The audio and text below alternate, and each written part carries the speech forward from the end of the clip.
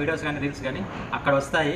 ఈ illegal apps అన్నీ కూడా క్రోమ్కి లింక్ అయి ఉంటాయి, ప్లే స్టోర్లో ఉండవు. ఎందుకంటే ఇది ఆర్బీఐకి విరుద్ధంగా ఉన్నది ఏదైతే ఉంటుందో దాన్ని ప్లే స్టోర్ అనేది డిలీట్ చేసేస్తుంది, రిమూవ్ చేసేస్తుంది అందులో నుంచి యాప్ని.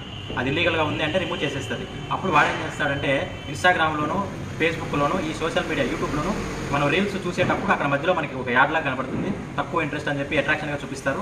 అది ఓపెన్ చేసి మన డీటెయిల్స్ ఇవ్వగానే మనకి డబ్బులు ఎంత కావాలా అని కూడా మనం ఏది అప్లై చేయకనే మన అకౌంట్లోకి ఆటోమేటిక్గా వేయడం జరుగుతుంది.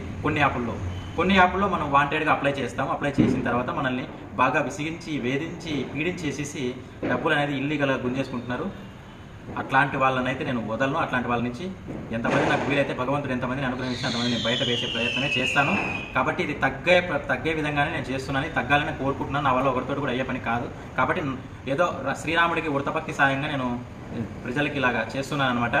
కాబట్టి ఇంకా ఇది ఈ వీడియోకి సంబంధించి ఏదైనా ప్రాబ్లం ఉంటే నాకు కాంటాక్ట్ అవ్వండి.